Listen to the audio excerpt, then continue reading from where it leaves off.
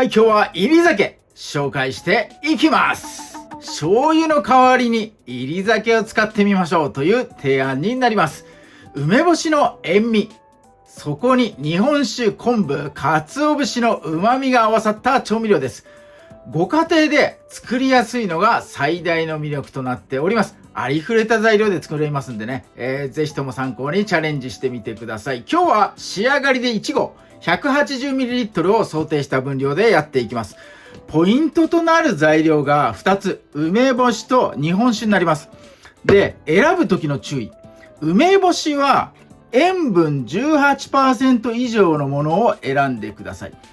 よくありふれた蜂蜜梅とかしそ梅、ではなく、白干しという種類ですね。これの塩分 18% 以上。これを選んでください。まずね、塩分は、この梅干しから抽出するので、塩分濃度がね、とっても大事になってきます。そして、もう一つ大事なのが、日本酒になります。日本酒は、純米酒以上選んでください。なんのこっちゃという方がいるかもしれません。日本酒のね、種類、表にまとめました。こちらご覧ください。上の3つが純米酒になります。で、下の4つが、今回は、使えない種類になります。何が違うのかというと、原材料のところ、米と米麹はどれも一緒なのですが、下の4つ、純米とつかないものには、米と米麹以外、アルコール等がね、含まれます。純粋に米と米麹だけで作られた日本酒、これを使ってもらいたいので、純米とつくお酒を選んでください。もしね、ラベル見て、純米どこにも書いてないよって場合は、原材料見てください。原材料を見ればわかります。米と米麹だけのものは純米酒になりますんで、もしラベルね、どこにもないよって時は、このね、原材料見て判断してみてください。米と米麹だけの純米酒。純米酒以上のものをね、使ってください。はい、梅干しと日本酒。それから今日は旨味でね、昆布入れていきます。昆布の切り昆布ですね。1枚 2g ぐらいかな。3枚使います。6g になっております。そして、鰹節。花鰹を使ってください。こちらもね、削り節のパックとかではなく、花鰹がね、いいかなと思います。こちらの方ご準備ください。そして最後、入れ物ですね。180ml 仕上がり想定してます。なんかこういう醤油差しを買ってきてもらえると、そこにね、保存しておけるのでいいかなと思います。これはね、100均で買ってきましたが、120ml サイズなので、2本を用意しております。僕はね、これ、継ぎ足しで使ってるんで、いつもね、1本は冷蔵庫入れて、1本はね、食卓に置いたりなんかしております。なくなったら作るような感じでね、やっておりますんで、こんな感じでね、真似してもらえればいいかなと思います。はい、こちらの容器の方もご用意ください。それでは早速作っていきます。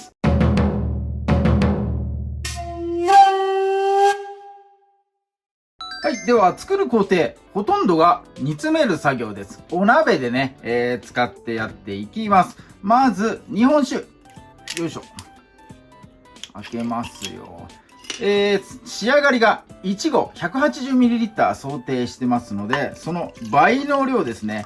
180×2 で 360ml、鍋に入れていきます。今300。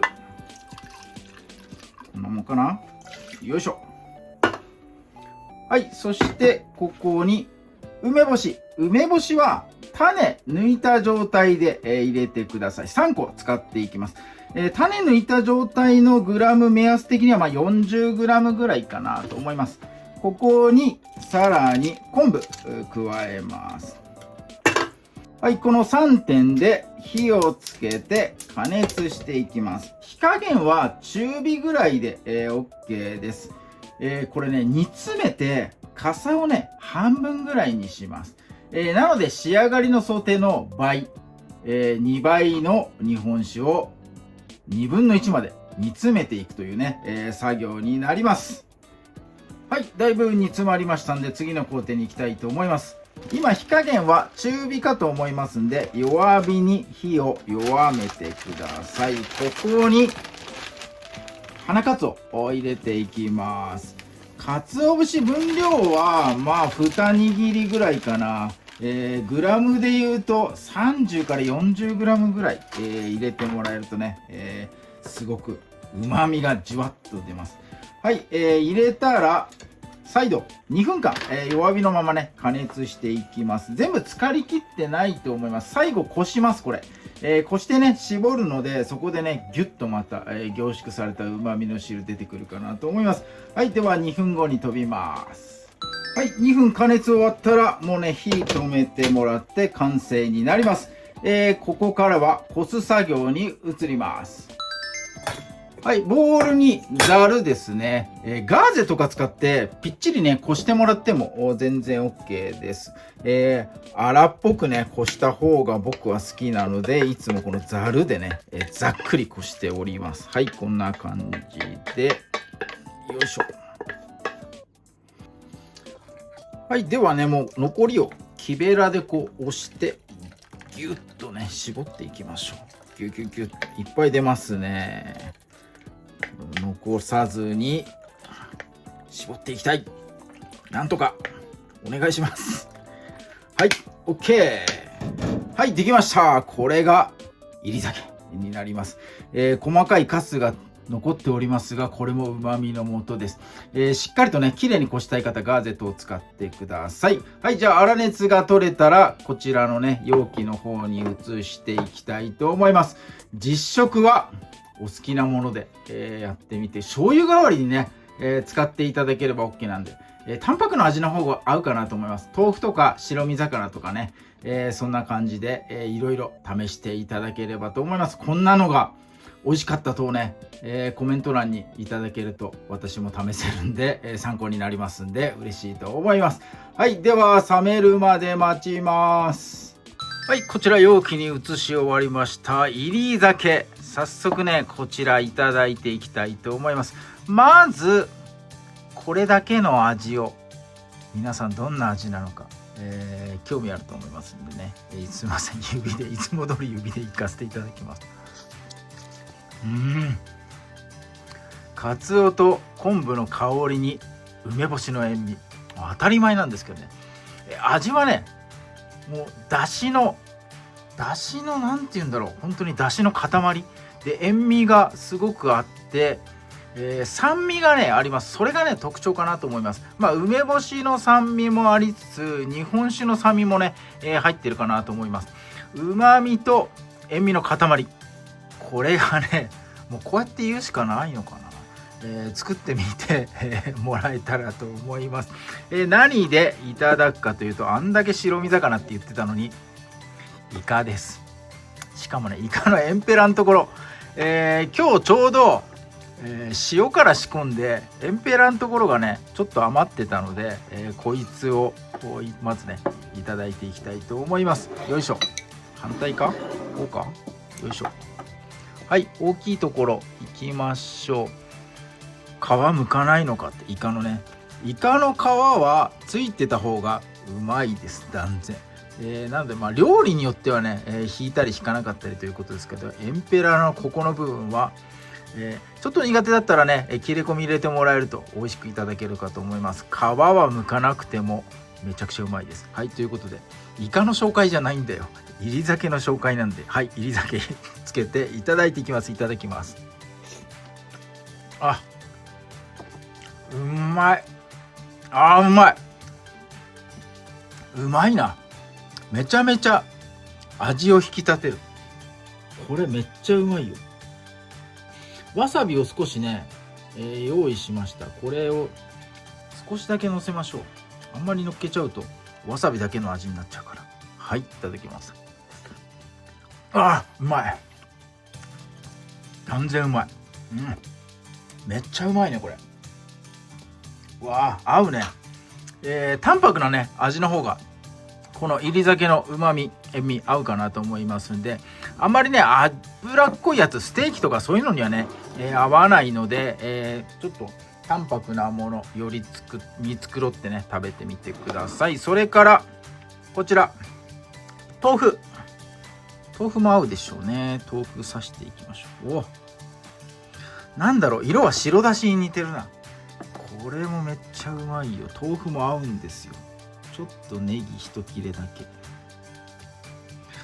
はい、いただきます。豆腐の豆の風味に煎り酒の塩味と酸味がすごい合う。めっちゃうまい。これもめっちゃうまいよ。めちゃくちゃうまいねこれ。醤油代わりにということではなく、もう醤油の代用とかいう立ち位置じゃなくて、これメインで使ってもらってもめっちゃうまいと思う。はい。そして最後ちょっとだけご飯持ってきました。これは卵かけご飯ですね。ご飯に味をつけてあげて、最初にね。はい、そしてよいしょ、卵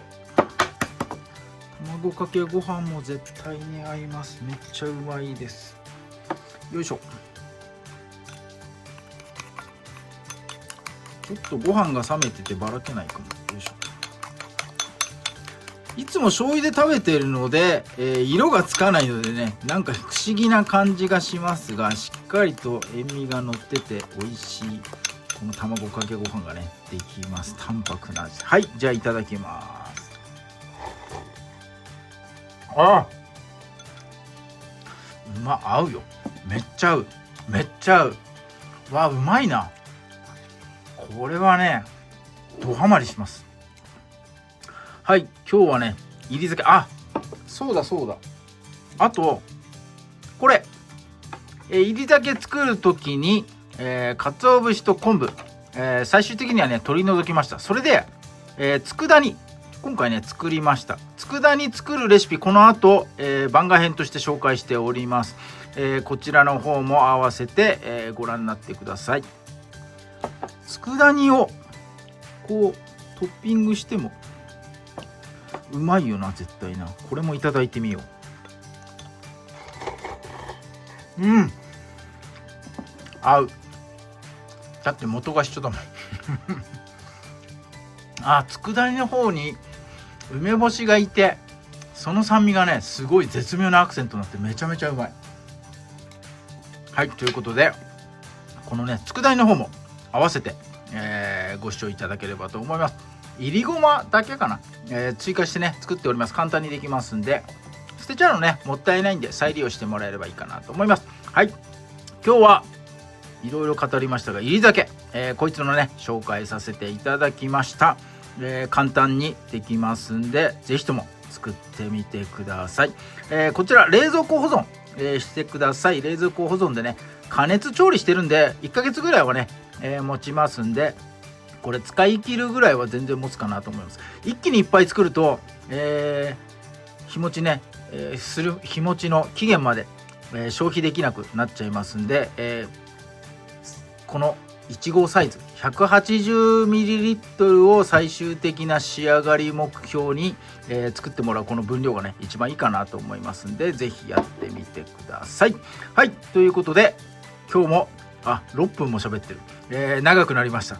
動画最後まで見ていただいてありがとうございます。本当にいつもありがとうございます。チャンネル登録の方もぜひともよろしく、いいねグッドボタンの方もぜひともよろしくお願いいたします。はい、こちらの出がらし、梅干しと昆布と鰹節、なんかもったいないでしょ。なのでね、これちょっと昆布は、細かく刻めば、食べられるかな。梅干しと、鰹節はこのままで OK かな。佃煮作っていきます。もう簡単にね、ここにもうお酒、旨味入ってるので、お酒以外の調味料ですね、みりんと醤油、それからいりごま少しね、まとわしてやるといいかなと思います。一緒にね、大根のなんか葉っぱとか、切れっ端、あと小松菜なんかもなんか合いそうだなっていう雰囲気はします。やったことないけどね。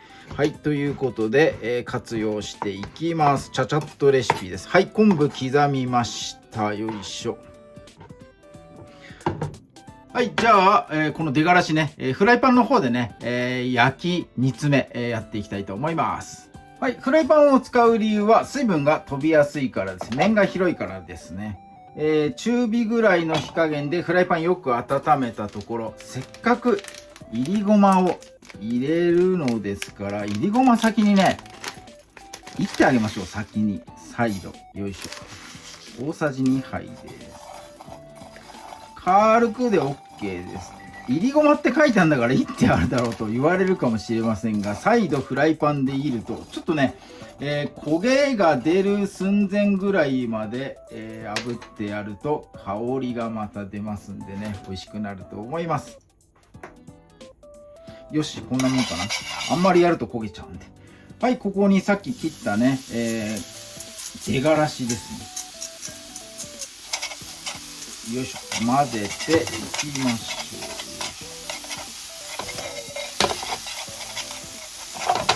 軽く混ぜたらね、もう水分は煮切っているので、余分な水分飛ばすだけになります。よいし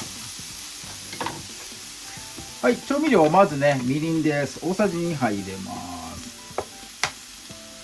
この辺はね、残ってる出がらしの分量によって、増減させてもらえるといいかなと思います。ちょっと甘めが好きな方はもう1杯入れてもいいかもしれませ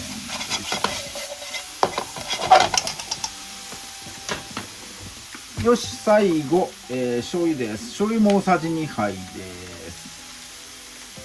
梅干しの塩味がどれだけ残ってるかにもよりますがね。まあ、さっきのね、煎り酒に梅干しの塩味全部取られてるという想定で、塩味の方は醤油2杯入れさせてもらいます。OK。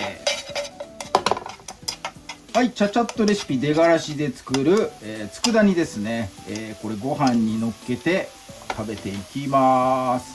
保存的にはまあ1週間持つかなぐらいかな。しっかりねタッパー入れて、冷蔵庫保存してやってくれればね持つかなと思います。はい、こちらの方も参考に、佃煮の方を作ってみてください。